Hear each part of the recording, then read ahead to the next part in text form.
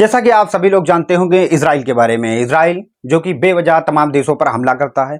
इससे पहले भी उसने कई देशों पर हमला कर दिया है। आपने देखा होगा कि ईरान जब परमाणु समझौते पर बात कर रहा था तब भी इजराइल ने ईरान पर हमला कर दिया। और तमाम ऐसे आप देखे होंगे तमाम संगठन हैं, मुस्लिम संगठन हैं और तमाम नाटो सदस्य तमाम बने हुए हैं। लेकिन जब इजराइल किसी भी देश पर हमला करता है तो किसी संगठन के अंदर इतनी हिम्मत नहीं होती है कि उसको रोक दे, जैसा आप देखे होंगे। अब इसके बाद आपने देखा होगा कि ईरान से जंग हुई। जिस तरह से उसने सोचा था कि जिस तरह से हमास को हमने खत्म कर दिया, गाजा पे हम बमबारी कर रहे हैं, कोई कुछ नहीं कर पा रहा है, ऐसे ही ईरान को हम शांत कर देंगे। लेकिन हुआ क्या हुआ, उसका जस्ट उल्टा। जैसे ही इजराइल ने ईरान पर हमला किया, ईरान ने तुरंत पलटवार किया। और पलटवार भी ऐसा किया कि इजराइल जो है अपनी पूरी जिंदगी याद रखेगा कि इस तरह से पलटवार मिला हुआ है। तमाम बिल्डिंगें तबाह हो गई। अगर उसने उनके कमांडरों को, ईरान के कमांडरों को इजराइल ने मारा तो ईरान ने भी मोसाद का जो हेडक्वार्टर था उसको भी हिट किया है। आप समझ सकते हैं कि ईरान कितनी तगड़ी टक्कर दिया है इजराइल को। लेकिन इजराइल अपनी हरकतों से बाज नहीं आता। इसकी वजह है अमेरिका का साथ। अमेरिका ही है जो इजराइल को, सभी को मारने के लिए उकसाता है। आप देखेंगे तो इजराइल लगभग सभी देशों से लड़ाई करता है।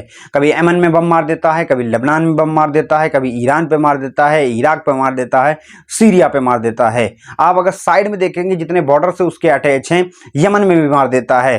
तो आप देखेंगे कि सभी को बमबारी करता है। और इसका सबसे ज्यादा जो फंडिंग मिलती है वो अमेरिका से मिलती है। आप गूगल पे जाके सर्च कर सकते हैं, तमाम देख सकते हैं कितने मिलियन बिलियन डॉलर्स जो सपोर्ट किए जाते हैं इजराइल को, सिर्फ इसलिए कि आप सभी को बमबारी करें और सब पर बम मारें। आप देखा होगा सीरिया में जो आंतरिक कलह थी, आपने देखा होगा बशर अल असद की सरकार को पहले गिराया गया।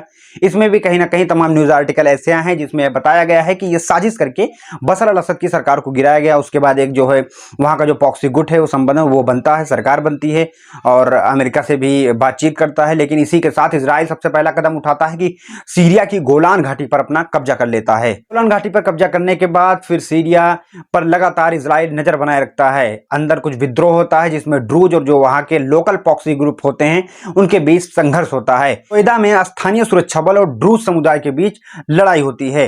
लड़ाई में सेना भी अपनी एंट्री करती है कि इस लड़ाई को हम शांत करेंगे। लेकिन इजराइल यहां तक इंतजार नहीं करता, क्योंकि ड्रूज के जो धार्मिक नेता हैं वो कहते हैं कि जो यहाँ की सेना है वो हमारे साथ बुरा बर्ताव कर रही है और हमारे लोगों को मार रही है। इसी के साथ इजराइल तुरंत ही जो सुरक्षा होता है मंत्रालय सीरिया का, उस पर हमला कर देता है और उसको बम से उड़ा देता है। तमाम दुनिया देखती है कि किस तरह से बमबारी दूसरे देश में कर दिया जाता है बिना किसी पूछताछ के, बिना किसी सबूत के। सिर्फ एक आरोप लगता है, उस पर बमबारी करके उसको बम से उड़ा दिया जाता है और कोई भी बोलने वाला नहीं कि ये गलत है या सही। अब तमाम लोगों के मन में सवाल उठ रहा है कि आखिर ड्रूज हैं कौन? क्या ये हिंदू हैं, क्या मुसलमान हैं, बौद्ध हैं, क्रिश्चियन हैं, यहूदी हैं, क्या हैं?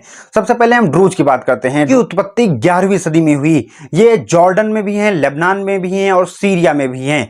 इनकी अगर आबादी की बात की जाए तो लगभग इनकी आबादी 50 से 60 लाख मानी जाती है। और इसमें जो है अगर बात की जाए तो गोलान घाटी में लगभग 20-25 हजार रहते हैं। और इजराइल में सैनिक में जो अगर इनकी बात की जाए ड्रूज की, तो लगभग 1 लाख के करीब सैनिक जो है ड्रूज समुदाय के, ये इजरायली सेना में काम करते हैं। अब तमाम लोग पूछ रहे हैं कि आखिर इजराइल ने सीरिया पर हमला क्यों किया? सीरिया पर हमले करने की एक मेन वजह है कि ड्रूज जो हैं वो तो ना तो मुसलमान को मानते हैं, ना तो सिया को मानते हैं, ना तो यहूदी से मानते हैं। ये सिया से निकले हुए एक संप्रदाय हैं और ये जो है इनका धर्म जो है वो बौद्ध, हिंदू और भी अन्य धर्मों से मिलकर बना हुआ है।